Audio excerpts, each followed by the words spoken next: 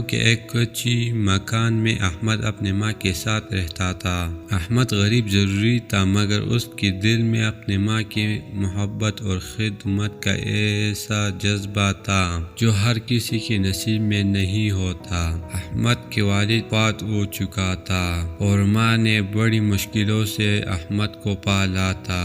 وہ چاہتے تھے کہ احمد بڑی لاکھ کر کچھ بن جائے مگر غربت نے ان کے خوابوں پر پردہ ڈال رکھا تھا۔ احمد جوان ہوا تو مزدوری کرنے لگا۔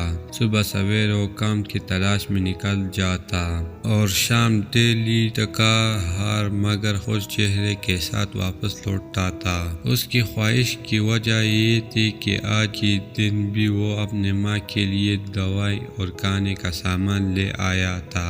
احمد کی ماں بیمار رہتی تھی۔ اکثر بخار اور کمزوری اسے بستر سے اٹھانے نہیں دیتا تھا۔ احمد جب مزدوری سے واپس آتا تو پہلی اپنے ماں کی خدمت کرتا، اسے دوا دیتا، کھانا کھلاتا اور باہر خود کھانے بیٹھتا تھا۔ گاؤں والے احمد کی قربانیوں دیکھ کر کہتے، یہ لڑکا ماں کے سچا خادم ہے، اللہ اس کی محنت ضائع نہیں کرتا۔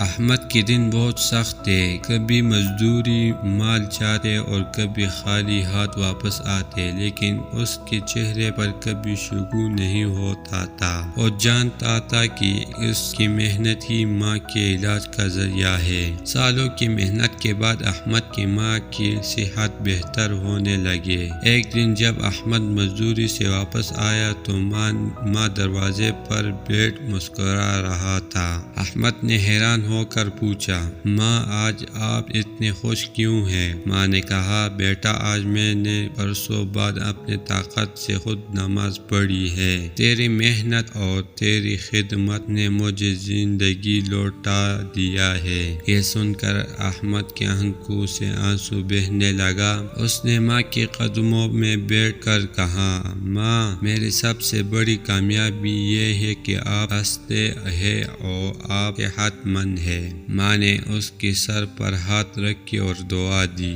اللہ تجھے ہر دکھ سے بچائے، تجھے دنیا اور آخرت میں کامیاب کرے۔ یہ سن کر احمد کے دل میں سکون بہر گیا۔